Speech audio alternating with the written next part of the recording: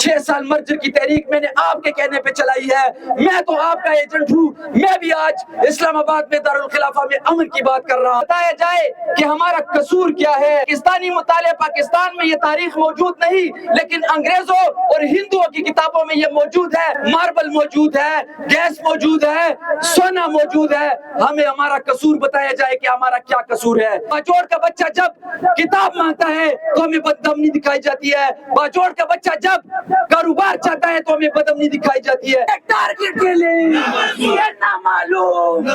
یہ نامعلوم، یہ بم دھماکے مظلوم آواز بنے ہوئے ہیں، اور جب بھی موقع آیا تو انہوں نے قبائل میں امن کے لیے، قبائل میں بدامنی کے خلاف جو ہے وہ آواز اٹھائی۔ آج میں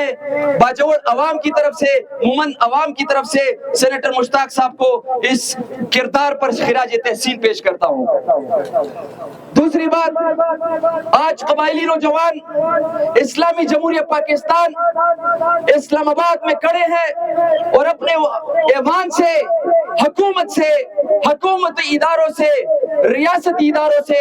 ایک سوال کرنے آئے ہیں کہ ہمیں بتایا جائے کہ ہمارا قصور کیا ہے۔ کیا یہ ہمارا قصور ہے کہ جب پاکستان بننے کی بات آتی ہے، 1947 سے پہلے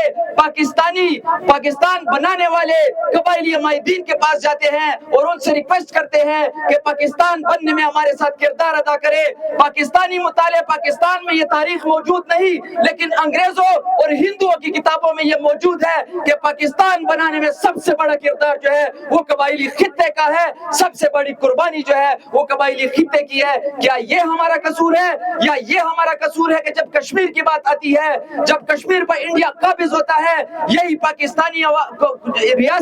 ریاستی ادارے آتے ہیں اور قبائلی عوام سے ریکویسٹ کرتے ہیں کہ انڈیا کشمیر پر قابض ہونا چاہتا ہے، آپ سے درخواست ہے آپ مورچہ زن ہو جائے اور ہمارے لیے کردار ادا کرے۔ ہم قبائلی مشران جن کی قبریں آج بھی کشمیر میں موجود ہیں، ہم کشمیر جاتے ہیں اور 15 دن کے اندر ہندوستان کو ان کی اوقات یاد دلاتے ہیں، اور آج جو آپ کشمیر آزاد کے نام سے جانتے ہیں، یہ آزاد کشمیر اس کی سب سے بڑی قربانی جو ہے، سب سے بڑی آزادی کی جو جنگ ہے وہ تاریخ میں موجود ہے، وہ قبائلیوں نے لڑی ہے۔ کیا یہ ہمارا قصور ہے یا یہ ہمارا قصور ہے کہ رشین وار جو ہے وہ براستہ افغانستان پاکستان آتا ہے، پاکستانی ریاستی ادارے قبائل کو مجاہدین کے طور پر مورچہ زن کرتے ہیں اور درخواست کرتے ہیں کہ آپ قبائل اٹھے، رشین فیڈریشن پاکستان میں جو ہے اپنے اصل رسوخ بنانا چاہتا ہے، پاکستان پہ قابض ہونا چاہتا ہے، اور ہم قبائلی عوام رشین وار کے خلاف مورچہ زن ہوتے ہیں، اس ملک کے لیے قربانی دیتے ہیں، ان کو اپنی اوقات یاد دلاتے ہیں۔ کیا یہ ہمارا قصور ہے یا یہ ہمارا قصور ہے کہ امریکن لابی آتی ہے، براستہ افغانستان پاکستان پہ قابض ہونا چاہتی ہے، پھر سے جو ہے قبائلی عوام کو مورچہ زن کیا جاتا ہے، قبائلی عوام اس ملک کی خاطر، پاکستان کی خاطر مورچہ زن ہونے کے لیے تیار ہوتی ہے۔ کیا یہ ہمارا قصور ہے کہ امریکہ کو ہم نے اپنی اوقات یاد دلائی، یا یہ ہمارا قصور ہے کہ ہمارے باجوڑ میں، مومن میں، خیبر میں، اورکزئی میں، کرم میں یا وزیرستان میں نیفرائٹ موجود ہے، کرومائٹ موجود ہے، ماربل موجود ہے، گیس موجود ہے، سونا موجود ہے۔ ہمیں ہمارا قصور بتایا جائے کہ ہمارا کیا قصور ہے، یا یہ ہمارا قصور ہے کہ ہم نے پاکستان کی خاطر فاٹا کو مین سٹریم کیا، مرچ کا نعرہ لگایا، آپ کی مفاد کو دیکھتے ہوئے ہم نے قبائل کو ضم کیا،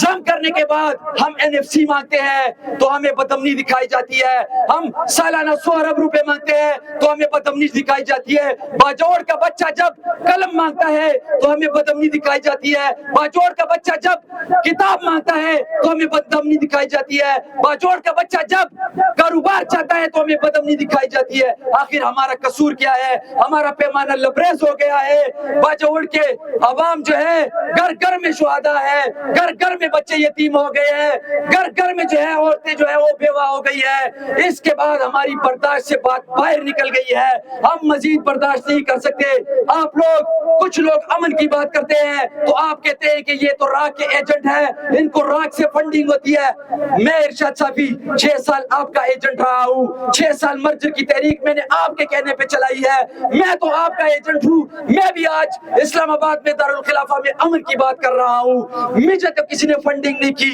لیکن پھر بھی میں مجبور ہو گیا ہوں امن کی بات کرنے کے لیے, کیونکہ ہمارے علاقوں میں جو ہے تمام تر مسائل جو ہے وہ رک گئے ہیں, کاروباری معاملات رک گئے ہیں, خون بہ رہا ہے. نہ ہمیں NFC چاہیے, نہ ہمیں سالانہ 100 ارب روپے چاہیے, نہ ہمیں کچھ بھی نہیں چاہیے. ہم گاس کھا لیں گے, لیکن کم از کم یہ بے دردی سے جو آپ ہمیں قتل کر رہے ہیں یہ ہمیں نامنظور ہے. ہمیں مجبور نہ کیا جائے کہ ہم 71 کی طرح ایک تاریخ دہرائے, یا جو ہے ہم اس راستے کو اپنائے کہ جس پر آپ کو جو ہے وہ آپ کی برداشت سے باہر ہو جائے گا. تو ہم پرامن طریقے سے